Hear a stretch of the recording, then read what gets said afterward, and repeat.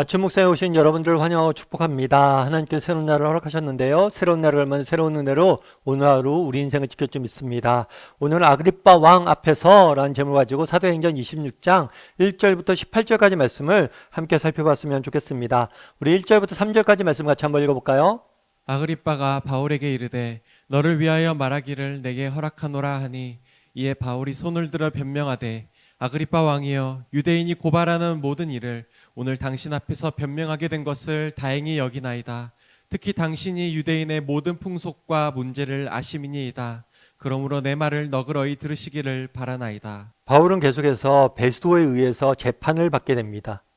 사실 베스도 같은 경우에는 벨릭스 후임 총리로 임명됐어요.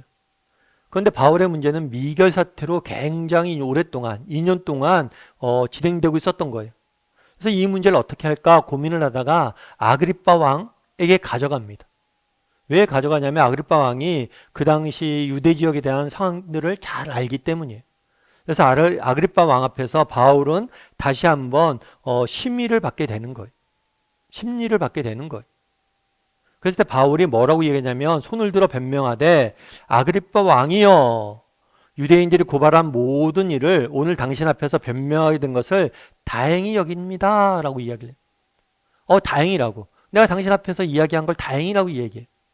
그럼 왜 아그리빠 왕 앞에서 이렇게 재판받는 걸 다행으로 여길까요?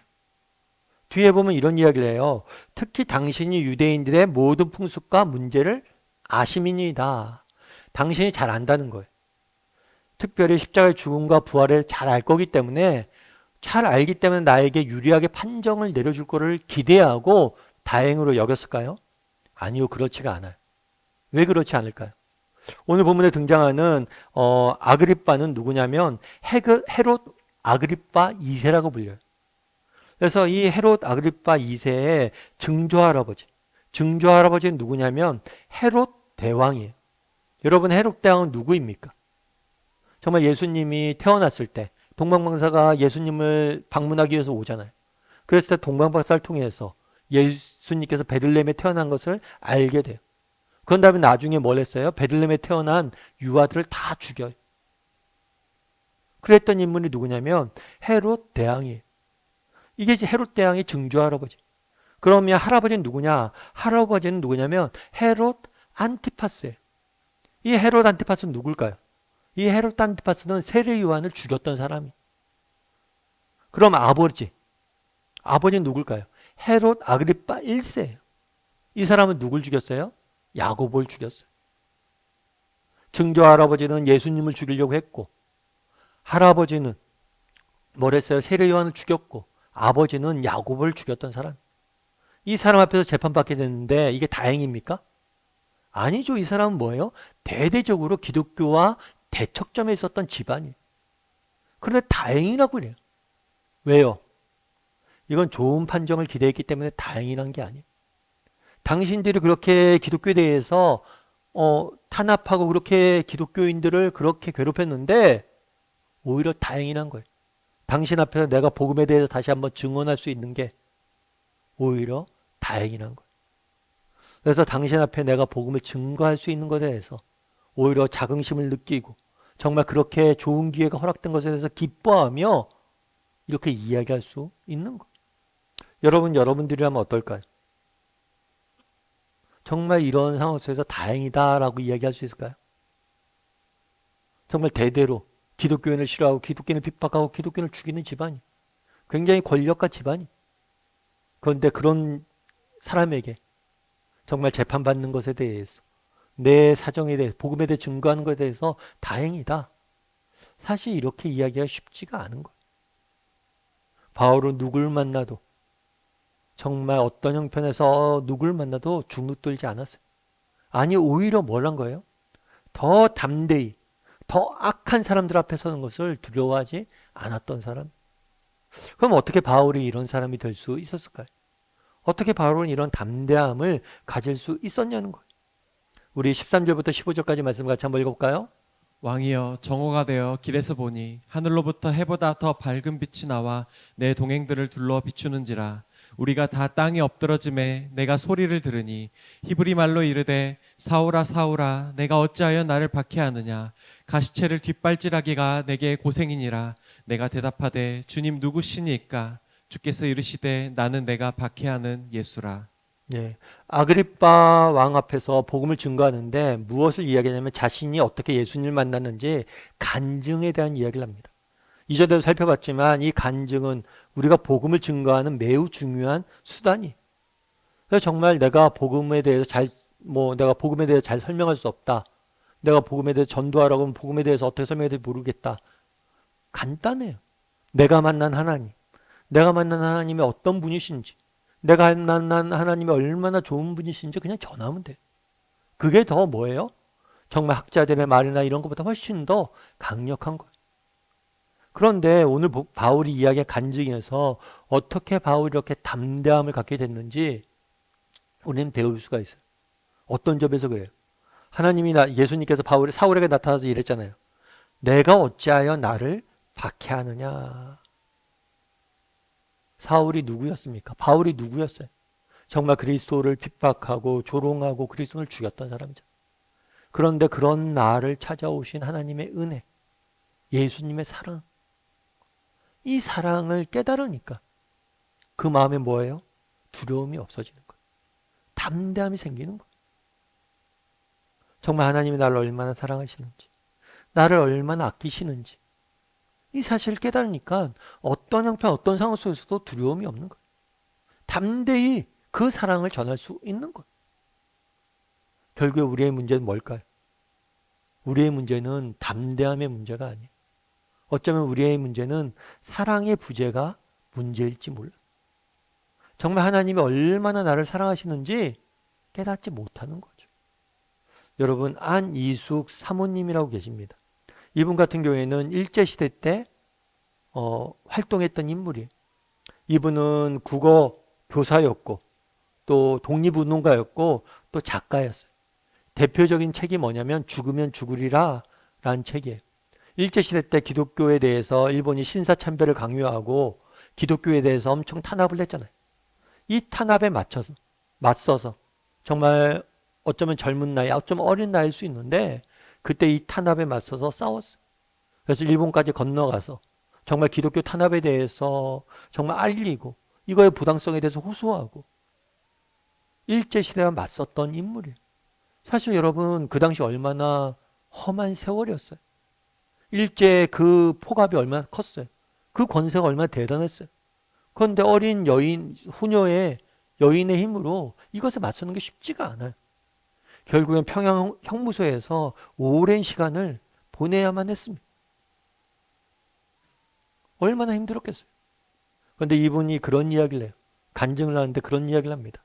자기는 평양 형무소에서 너무 이렇게 울었던 적이 많대요. 눈물을 흘렸던 적이 많대요. 그런데 형무소에서 왜 울었냐? 뭐 배고파서, 힘들어서, 괴로워서 그래서 운 적은 없대요. 자기가 평양에서 참 많이 울었는데 왜 울었냐면 그리스도의 십자가를 바라볼 때 정말 나를 향하신 하나님의 사랑을 깊이 느끼고 누림으로 인해서 너무나 많은 눈물을 흘렸대. 그리스도께서 나를 죽었다는 사실을 깨닫고 그걸 바라보니까 그렇게 눈물이 많이 났다는 거예요. 한겨울에도 정말 눈물이 막 너무 추우니까 눈물이 막 얼 정도. 그런데도 불구하고 눈물을 흘릴 수밖에 없었다. 결국에 어떻게 이렇게 힘든 시기를 이겨낼 수 있었습니까? 그건 그리스도의 사랑을 깨달았기 때문이란 거예요. 그날의 바울도 마찬가지예요. 여러분 바울이 뭐라고 그래요? 아그리빠 왕 앞에서 야 잘됐다. 너 참 잘 만났다. 내가 너한테 너 앞에서 복음에 대해서 이야기한 걸 정말 다행이다. 왜요? 너희가 그렇게 우리 집안, 너희가 그렇게 우리를 핍박하고 탄압했잖아. 그럼에도 불구하고 담대히 복음을 전하는 모습 보게 돼. 뭐 이런 담대함은 어디서 났냐는 거예요. 그리스도의 사랑에서 난 거죠. 우리도 마찬가지란 거죠. 정말 세상 사는 일이 쉽지가 않습니다. 힘들고 지칠 때도 많습니다. 정말 우리가 세상 속에서 하나님 그리스도인답게 구별되게 살기 위해서 노력해야 되고, 또 하나님이 맡기신 직장과 가정과 일터와 정말 모든 곳에서 우리가 그리스도인답게 살려고 노력을 해야 되죠. 그런데 정말 그것들을 어떻게 감당할 수 있냐는 거예요. 그 원천은 어디에 있어요? 그리스도의 사랑에 있어요. 정말 하나님이 나를 얼마나 사랑하시는지 깨달아 알 때 우리에게 능력이 되는 거. 어쩌면 우리의 문제는 뭐냐면 이 사랑을 깨닫지 못하는 거. 이 사랑을 묵상하지 못하는 거. 바라기는 우리 다음의 식구들이 정말 그리스도의 사랑에 대해서 다시 한번 묵상했으면 좋겠어요. 바울이 이야기하잖아요. 사울인 나를 찾아왔던 그 예수님. 정말 우리를 사랑하셔서 우리를 대신해 십자가에 죽으시고 오늘도 나를 찾아오시는, 사울 같은 나를 찾아오시는 그 하나님의 사랑, 그 사랑을 다시 한번 느끼고 정말 그 사랑을 다시 한번 묵상하고 또 그 사랑을 다시 한번 기억하는 오늘 하루가 되기를 주님의 이름으로 소원합니다. 우리 함께 기도했으면 좋겠는데요. 기도하실 때 오늘 말씀 기억하면서 기도했으면 좋겠습니다. 정말 그날에 바울이 가졌던 담대함들을 우리에게도 허락해 달라고. 정말 아그리빠 왕 앞에서도 정말 주눅들지 않고 담대히 복음을 전하는 그 모습을 우리도 담게 해달라고. 세상 속에서 주눅들지 않고 살아가게 해달라고. 담대히 세상 속에서 그리스도인답게 살아갈 수 있는 우리 모두가 되게 해달라고 기도했으면 좋겠습니다. 또한 기도하실 때 정말 그리스도의 사랑을 우리가 기억하게 해달라고. 우리의 담대함, 정말 세상을 살아갈 수 있는 힘은, 원천은 그리스도의 사랑입니다. 다시 한번 하나님의 사랑을 묵상하고 깨닫고 가슴에 새기고 정말 그 사랑에 감격에 겨워 하루하루 살아갈 수 있는 사람이 되게 해달라고 이 시간 목소리로 같이 정말 바울 같은 담대함을 달라고, 바울처럼 그리스도의 사랑을 깨닫게 해달라고 함께 기도하도록 하겠습니다. 같이 기도하시겠습니다.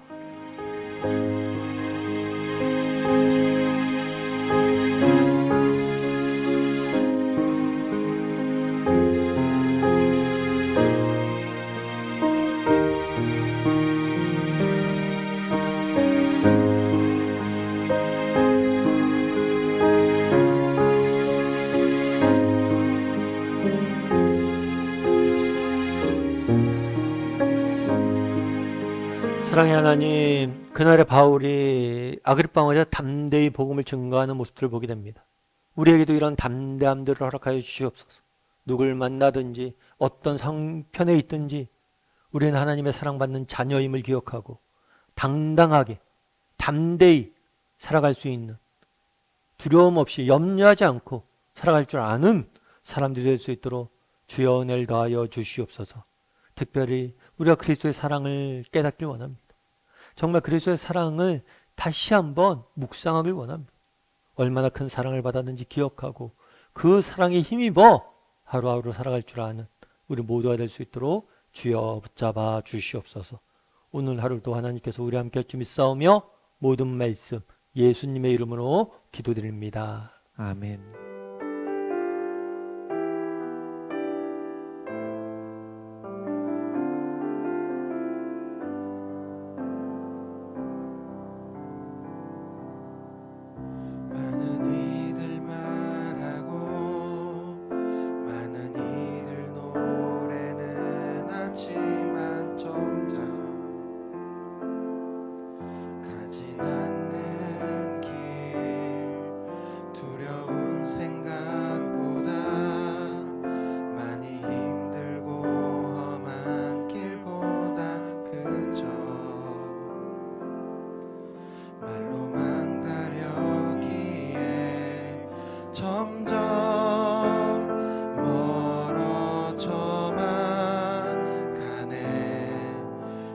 생명 주었던 그 길